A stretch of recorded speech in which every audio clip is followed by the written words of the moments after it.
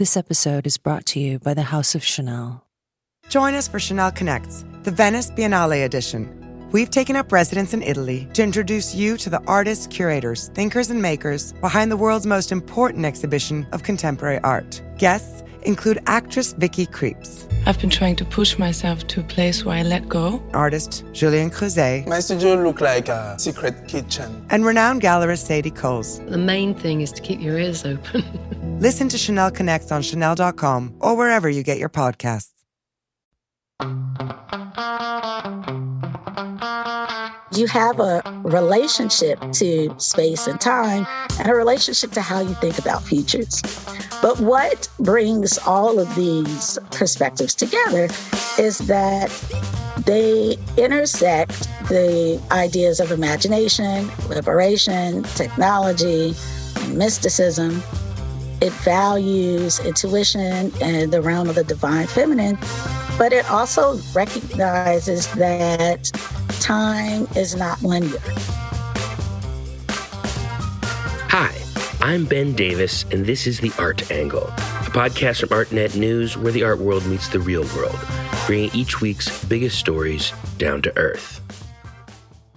In the last few years, one art movement has become a household name in a way that few recent art movements can match. This is Afrofuturism. From the Metropolitan Museum of Art installing an Afrofuturist period room, to the blockbuster movie Black Panther and its sequel, to an upcoming survey of the movement at the National Museum of African American History and Culture, Afrofuturism is being canonized in art and beyond. It's an extraordinarily rich tradition, bringing together influences from experimental jazz and Detroit techno, sci-fi and fantasy, art and technology. With Black History Month here, we decided to dig into Afrofuturist art history with Ytasha Womack. Ytasha is the author of Afrofuturism, the world of Black sci-fi and fantasy culture. She's also an artist herself, actively working in the tradition now. So, how can you define the Afrofuturist aesthetic? What are some of its touchstones, and why has there been such a surge of excitement around Afrofuturism in the recent past? Ytasha Womack, thank you for joining me on The Art Angle. Oh, thanks for the invitation. So you are an artist and a performer and a writer.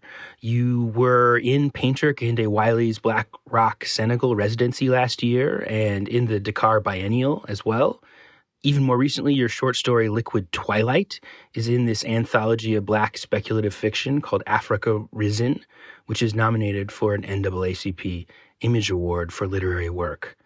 But about 10 years ago, you wrote this book introducing the galaxy of culture around Afrofuturism that has had a really long afterlife as an entry point to the concept for a whole generation of people.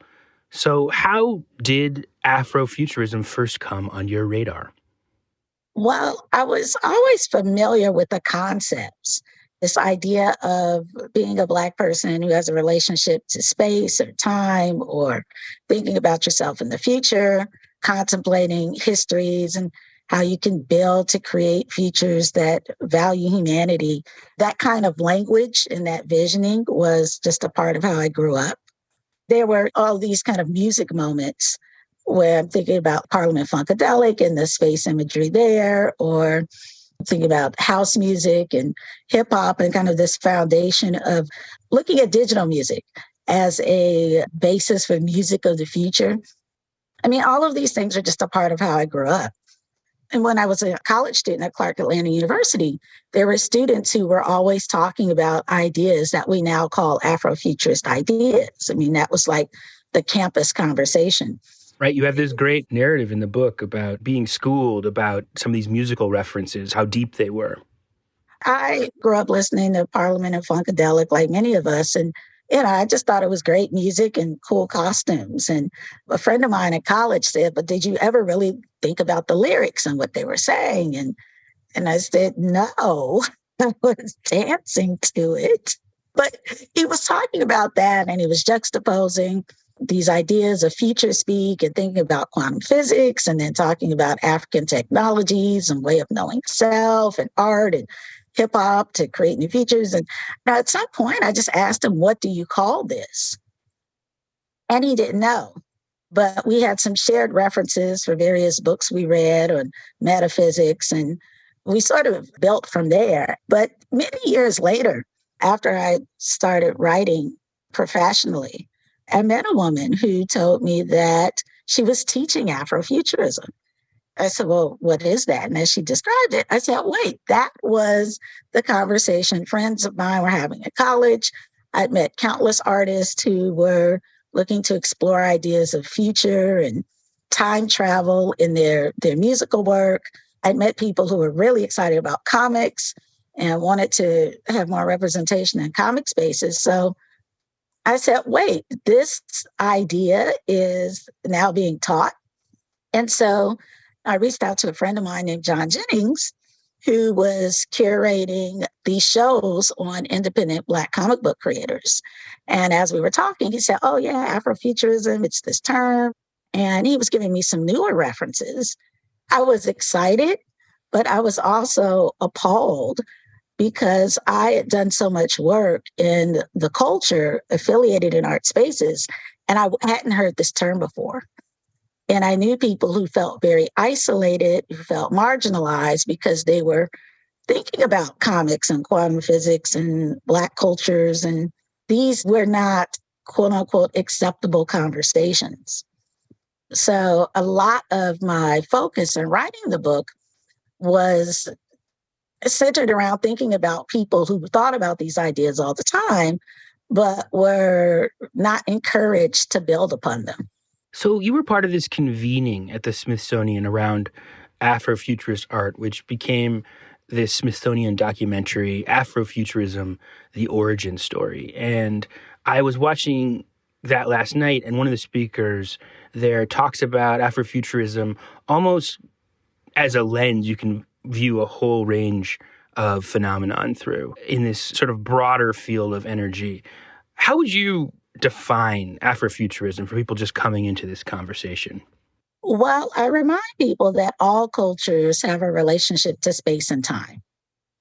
And that relationship for people in the African diaspora and the continent is evident in our art, our storytelling, how we convene, our music, etc. Clearly, we're based in different places around the world, but these relationships, their differences are complementary. All that to say that Afrofuturism is a way of looking at futures or alternate realities, but you're doing so through Black cultural lenses. So whether you're from Bahia or London or Chicago, New York, Botswana, you have a relationship to space and time and a relationship to how you think about futures. But what brings all of these perspectives together is that they intersect the ideas of imagination, liberation, technology, and mysticism. It values intuition and the realm of the divine feminine, but it also recognizes that time is not linear. And if you look at any works that we call Afrofuturist, you'll see a combination of these ideas at play. Right. Well, maybe that gets us straight along into the next thing I wanted to talk about, which was Sun Ra. And he seems to be an almost inevitable name that comes up in the conversation about Afrofuturism as a precursor. This comes from before the movement became self-conscious, as you're talking about, as a cultural force. But his fusion of mythological references and outer space references seems to be a guiding star for people, so to speak. So talk about the influence of Sun Ra. Sun Ra is a fascinating figure. And when I learned about the term Afrofuturism itself, that's when I came into knowing Sun Ra, the man, the myth, and the music. Oh, really? So you came to him through Afrofuturism? I grew up with a lot of music. A lot of family members played a lot of jazz. I don't recall anyone playing Sun Ra. And in just my growing up life, he was not a common figure. He was not a reference. I think there's a reason for that.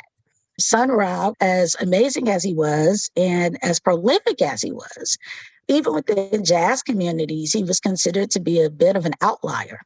but he had so much influence. There were members of Sun Ra's band who went on to found the AACM, which is this avant-garde jazz collective that does experimental music in the tradition that Sun Ra does. I would say much of the realm of experimental jazz flows out of Sun Ra's influence. Sun Ra is most unique because he really believed that he was from Saturn and that he was brought to the world to heal the world with music. He tells this story, which probably dates to the late 40s or early 50s, where he felt he was either abducted by aliens or had some sort of spiritual transformation, where he recognized that this feeling that he had that he wasn't quite part of this world was verified by the fact that he wasn't quite from this world. He was from Saturn and brought here with the mission.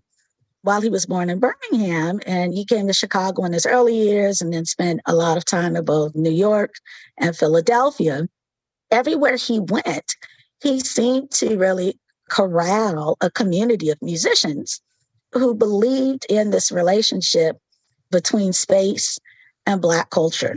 People who were really invested in this idea of the altered destiny. Essentially, the altered destiny, it could be both destination, it could be a state of mind where people elevate in consciousness to be able to create the kinds of futures that value humanity. So Sun Ra expressed this through the musical chords that he experimented with. He called himself Sun Ra, naming himself after the Egyptian god himself. And his music was very much rooted in a kind of time travel. So he talked about himself being from Saturn, but then he's also an Egyptian god. He's in the past, he's in the present. Time collapses in his musical explorations. And probably the most interesting album to listen to really get insight into this is the Space is the Place album. Now, there's a movie that goes with it, which is fascinating as well. But the album, it is a journey, a transformational one. And, I started to dig into a lot of writings coming out of the 60s and moving into the 70s. I saw that Sun Ra was a contributor to The Cricket, which was a Black avant-garde jazz magazine. He was teaching at Berkeley. He was in a lot of spaces where he had a great deal of influence. And I think over time, people who saw him perform didn't forget it. But then there were also a lot of people who saw him perform who did not talk about it. I love this idea that almost he's a figure talking about the future and the past and mixing it together of time, but also is also kind of admitting a transmission that is to the future, that is like picked up in the conversation about Afrofuturism with like a higher resolution. People can hear it in a way that he literally was out of his time, speaking to a future that hadn't been built yet. Right. And it's so interesting. Yeah, I wrote the liner notes for the reissue of the Space is the Place album. Really? Which I'm quite proud of. And when I was listening to the album again, it just dawned on me that he talked about space and place as being so many things. He really inverted what space could be. Space was literal outer space. It was this destination to get to. Sometimes he would say, you're going to the altered destiny. Other times he would say, I am the altered destiny. He would collapse all of these perspectives of self in ways that really felt very liberating. Isn't it the case that in Sun Ra, the sense of alienness and out of timeness is also a kind of way to channel a feeling of alienation of Black people from a white culture that doesn't treat them like people or doesn't see them?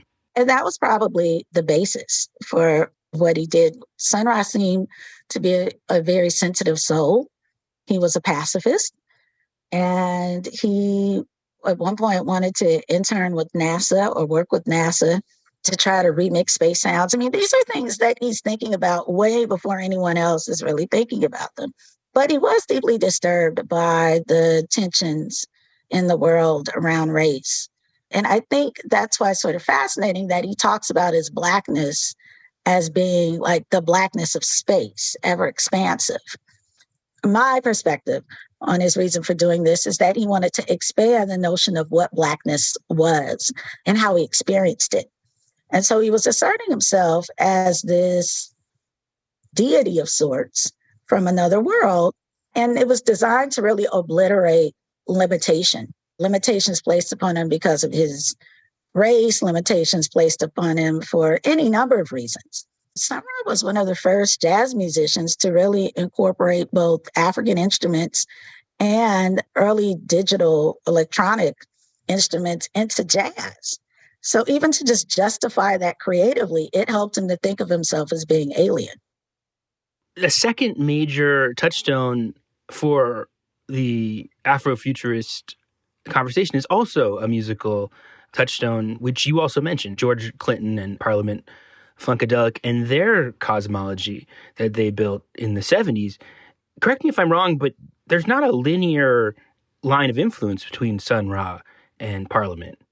Not directly. Now, that isn't to say that George Clinton wasn't familiar with them. He did know him. He did say that they spoke from the same vantage point. But I don't know if we could fairly say that he was directly influenced initially. George Clinton tends to tell a story of exploring these space tropes. He talks about it more like it was a statement of pragmatism. You're going on the road, you don't want to iron clothes, so you say, hey, let's wear these other outfits that don't require ironing. Or we're speaking to college students, they were all into ideas about space. Hey, let's talk about space. And that's the way he tends to describe it.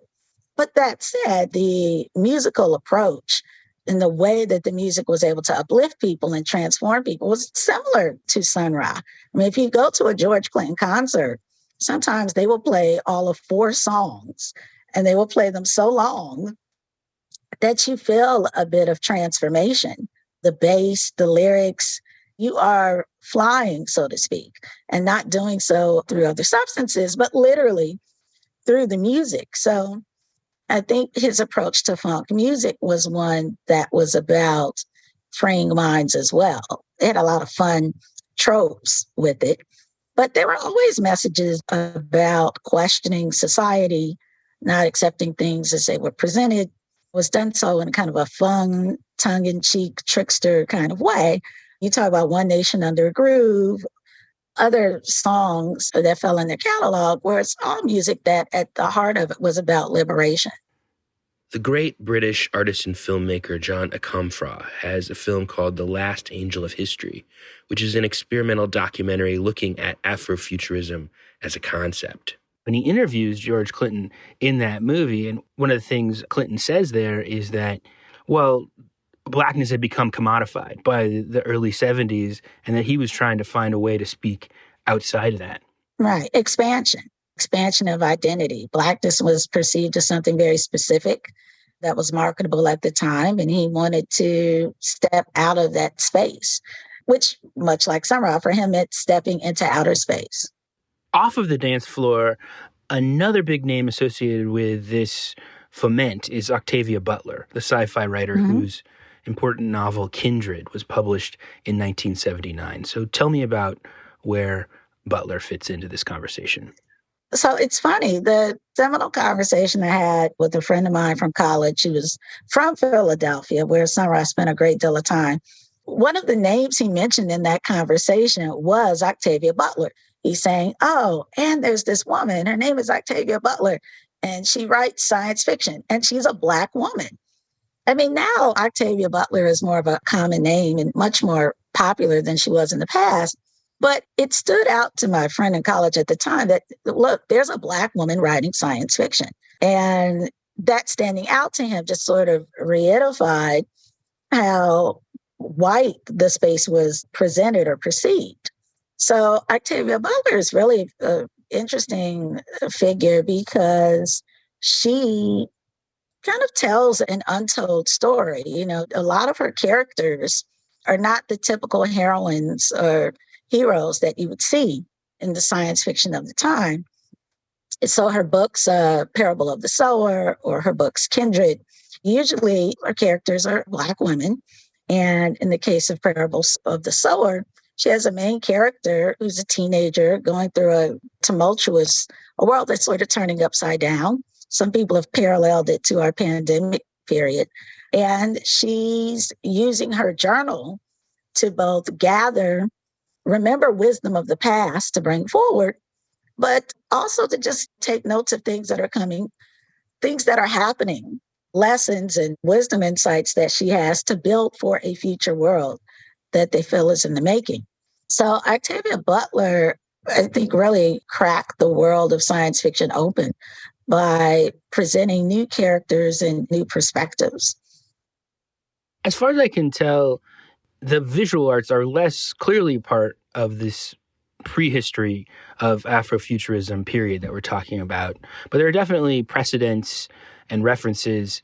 And one that you mentioned to me earlier is the Oshun Gallery, founded in 1968 on the South Shore neighborhood of Chicago as an experimental space for Black artists. And since this is a visual art podcast, I thought it was important to bring that in. Tell me about the Oshun Gallery.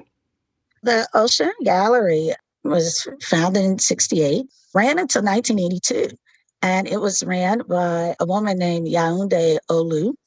She created a style that she called kind of retrofuturism, but it's essentially Afrofuturism.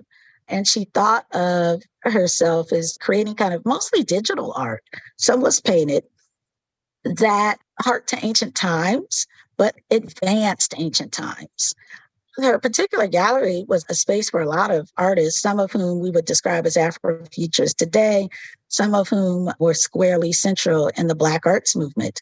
Some of the members of Afrocobra, the Black Arts Collective in Chicago, showcased there. Tertel Only, who founded the first Black comic book convention. I saw that. I was looking, he's a type of figure you talk about in your book, and I was looking up the Oshun Gallery history and saw that he got his start there and then goes on to have this huge impact in the world of Black comic book art, which enters this bigger pop cultural conversation from a different direction. I thought that was a really interesting example of how within this conversation about Afrofuturism, all these lines cross and pollinate in really interesting ways.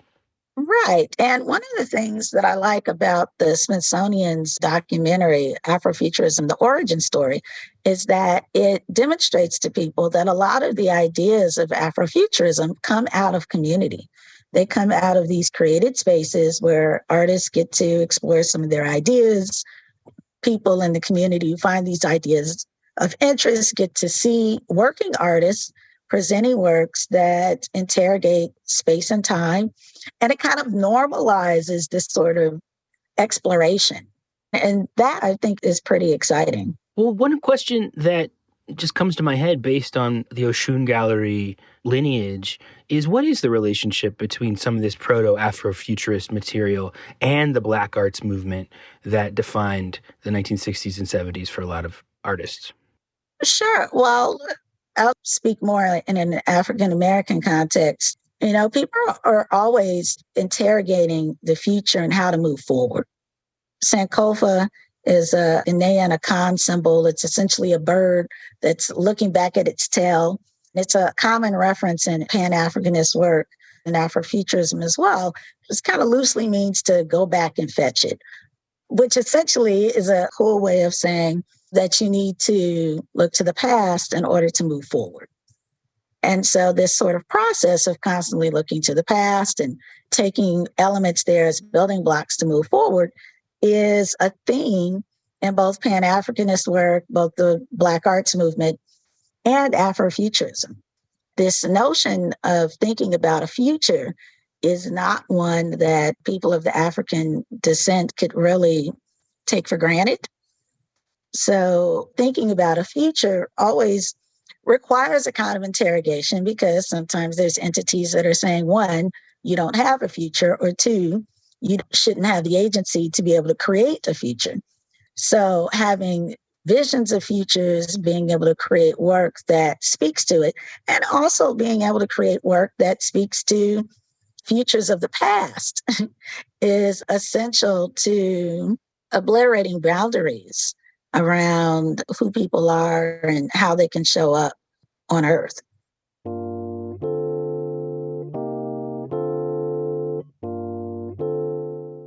The term Afrofuturism is coined in the early 90s by Mark Derry in a text called Black to the Future, which has interviews with Greg Tate, the great cultural critic, one of my favorite cultural critics. But then something you talk about in your book is this moment in the late 90s when the scholar Alondra Nelson found something called the Afrofuturism listserv.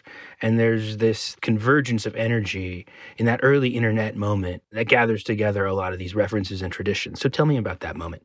Alondra Nelson put together a listserv, and some of the first people to really use the term Afrofuturism actively in their work or to go on and teach Afrofuturism academically were loosely affiliated or actual parts of this listserv.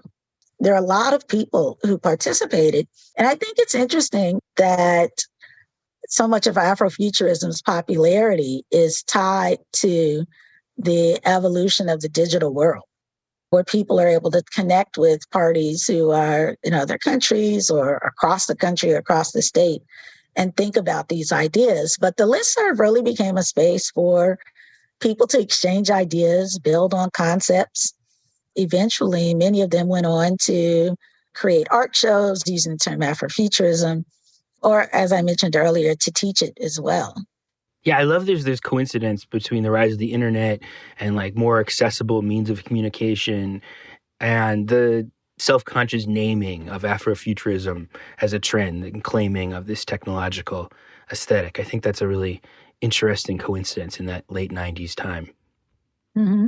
So I guess I feel like as we approach the present and there's this explosion of interest in this term, I feel like the term Afrofuturism gets used a bit like the way the term surrealism gets used now, which is that it's both a specific art movement or movements, but then it also gets used in a much more general ways to say, oh, that's so surreal, or just a general sense of things that are dreamlike or have unexpected juxtapositions. And I think that some of the same thing happens with Afrofuturism. There's these specific references, and then there's just a more general use of it as a lens to look at Black science fiction and fantasy.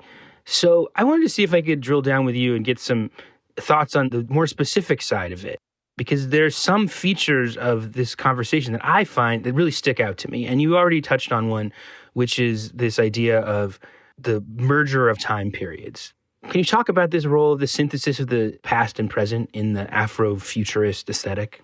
If you think about time as being nonlinear, and you think about being informed from all sides of time, that concept really becomes the basis for a lot of works. I think of this idea of Sankofa, bringing the best of the past and moving it forward as almost this motor that propels motion, a centrifuge of creativity for people across the African diaspora and continent. When I think about just futures and past, I think in part because Afrofuturists think of time in a way where these moments of the transatlantic slave trade, as it relates to colonialism, is this apocalypse that happened in the past. And we're moving out of this apocalypse. So when you see these stories that take place in both the past and they take place in a future, it's kind of a recovery of all sides of time, sort of obliterating the notion of separation that the interruption of, say, transatlantic slave trade and colonialism forged. So the interest in doing that sort of work, I think, is really cultural. You look at a lot of elements in Black American culture. You look at sampling in hip hop music, or you think about how common collage work is. Some of that is a variation of a remix culture that is tied to this idea of bridging a past and a future. I think there are a lot of spiritual beliefs tied to African-derived religions that talk about just multiple spaces of existence. And sometimes that's referenced in Afrofuturist work too. But there's a broad term called Black speculative fiction that kind of houses a lot of works that aren't always squarely Afrofuturist. So you have Afrofuturism, which we've defined. Then you have Afro-surrealism, which Amiri Baraka first noted and then later was explored in the Afrofuturism Manifesto. And that talks more about the present, but sort of the fantastic bombasticness that surfaces in a present liminal space. You have terms called the ethnogothic that are pushed by John Jennings and Stanford Carpenter, and that deals more with your horror spaces. And there are other terms that are surfacing that really break down some of the specific elements that would just fall into speculative thinking. One of the things or the passages I loved in your book is talking about this reclaiming of myth and a specific origin myth from the Dogon people in West Africa that's claimed in some Afrofuturist explorations. And you use it to illustrate how the recovery of African heritage syncs up with this interest in sci-fi. What is that myth? The story, as it was interpreted, is that the Dogon people claimed they were descendants of people from a distant star, that distant star being Sirius B. And there are people who argue whether this is possible because Sirius B wasn't visible to the eye until the invention of the telescope. And there are some people who say that that particular tale was misinterpreted. That's not exactly what the people were saying. There's a lot of speculation about how true can this be. But the reality is there's a lot of cultures around the world that have stories about being from distant stars. I think what it asserts for people is that Black people in the ancient world had a relationship to space and time. Indigenous people had a relationship to space and time. Science did not begin with the Renaissance period in Europe. The Dogon story becomes significant in that sense. And you see some Dogon references in various art. And again, there are many African ethnic groups who have these fascinating, not just origin stories, but figures in the society that are symbols and bridges to what we could call a visible and invisible world, some of which inform storytelling. Well, I perceive that almost all mainstream contemporary science fiction, really for the last 30 years, is dystopian. You know, they're dystopian pictures of the future. And I really see Afrofuturism, both in art and in popular culture, as a pretty unique force in that it's one of the few real utopian forms of present-day science fiction, fabulation, thinking, making, actually imagining the future as potential site of liberation. I think that's really unique. Do you see some of that same energy in it? Oh, absolutely. I think that we're still in a period of working with a lot of cyberpunk imagery in much of our sci-fi, where the system is collapsed, technology is taken over, and the world is in disarray. You are either moving towards a dystopia or in one. And a lot of Afrofuturists, because they look at time a little differently, they see the interruption of the transatlantic slave trade or colonialism as a very major apocalypse, but it was in the past. And there's other cultures as well that have these very apocalyptic moments that are centered in the past. So when you're watching stories and they're like, oh, people are being enslaved. Well, okay, that happened already. Or, oh, women don't have rights. Well, that happened already. Oh, the machines are taking over. Well, the slave trade was very systematized in a way where it had people operating as if they were robots. So that just sort of shift in positioning, I think, creates a lens where people feel they're kind of moving out of a dystopia. Even if things aren't perfect, they're looking for the opportunity in the moment to build and expand and liberate. And I think there's an idea, too, that you can kind of imagine these free spaces and then be inspired by that to transform or have some sense of agency and build today. Now that you're talking, I wonder if there's not also a connection to some of the history we're talking about, how some of this Afrofuturist foment was in the kind of transition to the Black is beautiful period in culture, in the Black arts movement, where it really was like getting rid of the implanted European culture as like the standard of beauty. And then the future which involves also this recovery of astral myths and becomes a resource for thinking of a beautiful future identity for yourself. Well, I think for a lot of people, especially in the West, throughout the 20th century, you always had these, I'll say, geniuses who were kind of creating spaces for people to connect more with either African expressions or African expressions as they are expressed by people in the Americas. And I think about W.B. Du Bois writing science fiction. You have, a lot of comics and Black newspapers that were dealing with science fiction elements in the 50s and the 60s. So you always had these very future thinking people. I think the 60s and 70s are unique because the Black is Beautiful movement was paralleling, of course, the civil rights movement, the Black arts movement. So you had this real cultural genesis of imagery. And a lot of that imagery that we associate with the Black arts movement or Black is Beautiful movement, you see evident in Afrofuturist works too. As people were able to express themselves more in public spaces, the more they're able to express themselves with the changes in our society, the more you see these kinds of tales and stories surface and be accepted.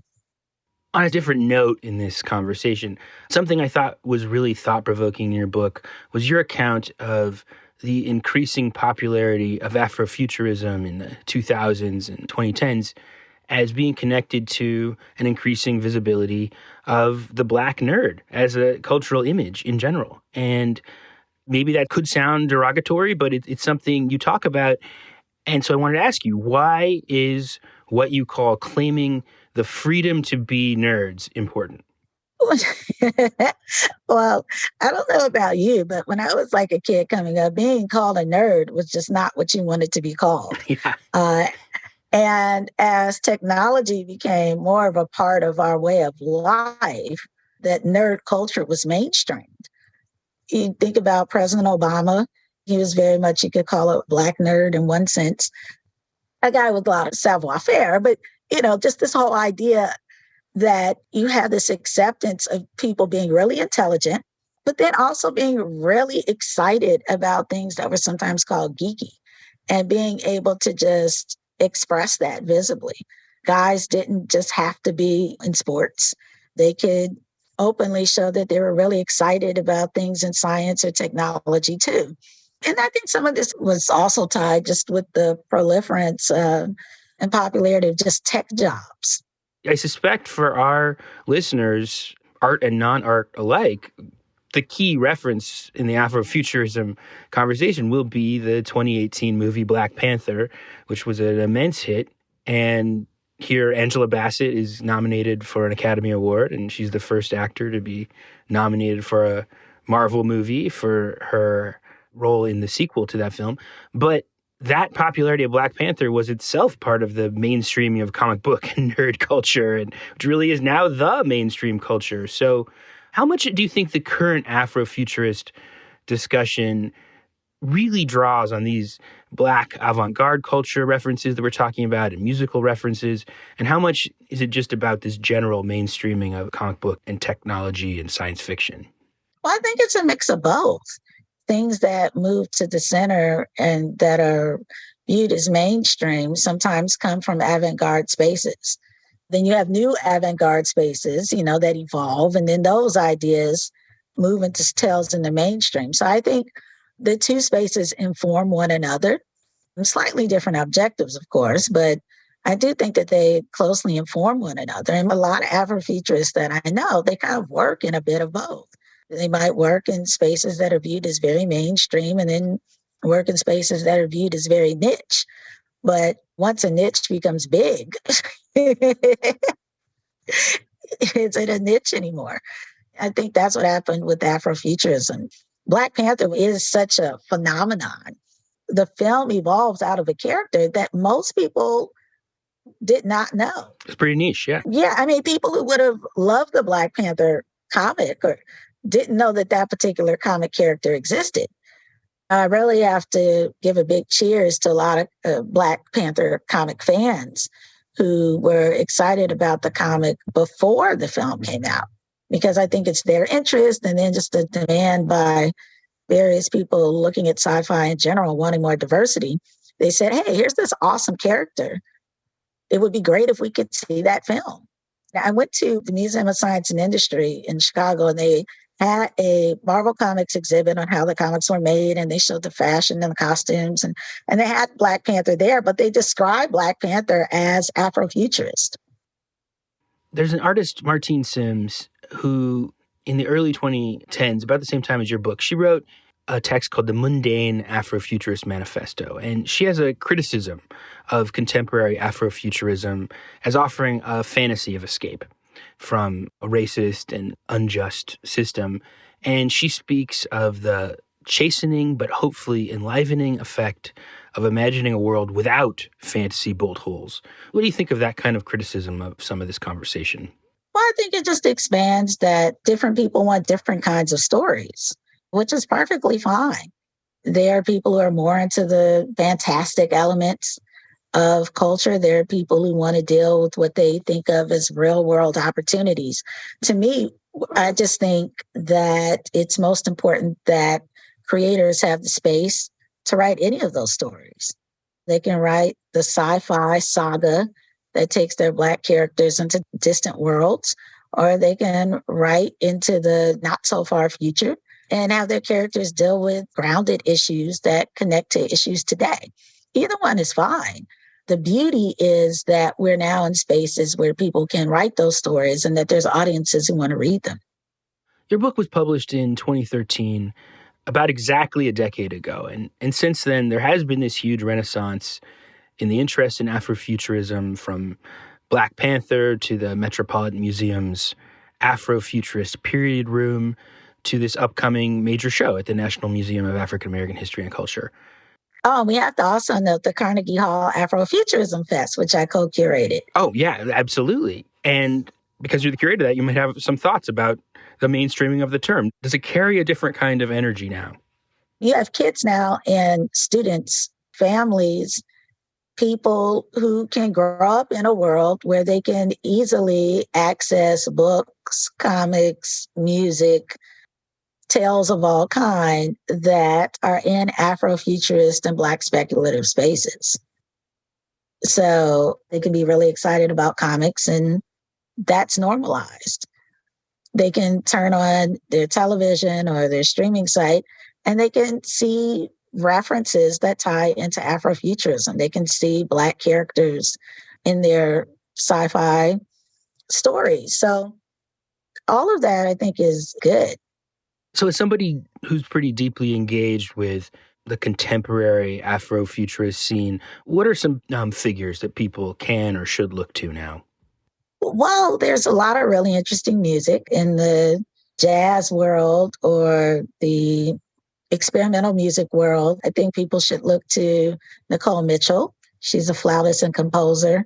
More Mother is a great both rap artist and a producer. I think it's fun to look to Angel Bat Dawid. She's a wonderful writer.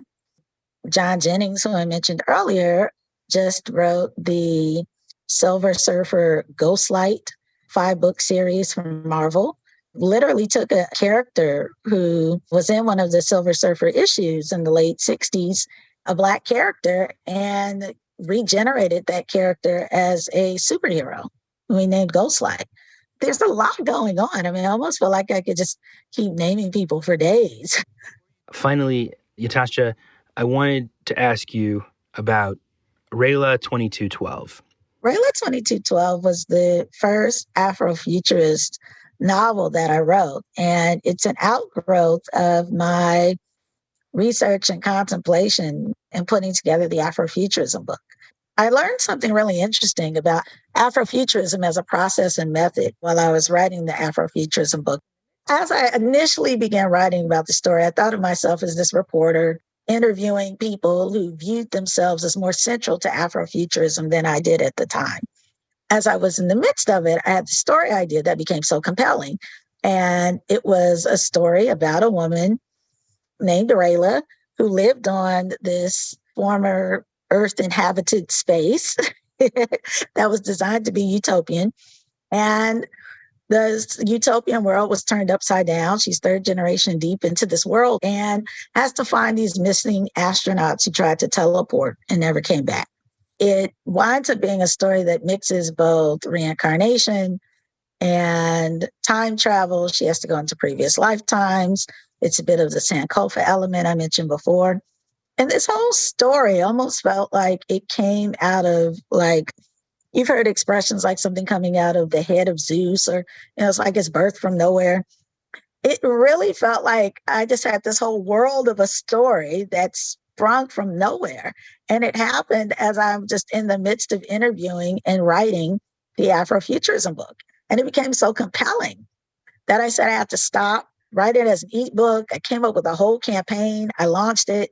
And the very next day, someone said, "Oh, I read it. It's amazing. When's the next one out?" And I said, "Oh, my goodness." So that's when I actually sat down and wrote it as a novel. And I wrote a second book, Rayla 2213. I wrote these books, and it was really my own Afrofuturist experience, a conscious Afrofuturist experience that I'm having with the benefit of knowing the term Afrofuturism. And my takeaway from that is that our creative explorations and our contemplations, as these thought leaders are informed. They inform one another. And so it made sense to me after that project for someone like a W.B. Du Bois, who we know for his theories about the color line and et cetera, to be both a sociologist and write this really interesting theory, but also make time to write science fiction stories, or what we're now identifying as science fiction or fantasy stories. It's like, of course he did, because you need an imaginative realm to think about how these ideas play out. And so for me, it really became the basis for my process and opened me up as an artist, where I was able to claim not just my journalism skills or my writing skills, but to think of my writing or dance from an art standpoint. Well, there you go. Afrofuturism, the book, is the theory, and Rayla 2212 is the practice. So thank you so much, Ytasha, for talking with me. This has been a really thought-provoking and really informative conversation for me. Thank you for being with us. Thank you. This has been amazing. That is it for this week's episode of The Art Angle. If you like what you've heard, you can subscribe to the show on Apple Podcasts, Spotify, or wherever else you get your podcasts. Also, please take a moment to rate and review us. It will help other listeners discover what we're doing. The Art Angle is produced by Sonia Manalili, Tim Schneider, and Caroline Goldstein. Thank you for listening, and see you next week.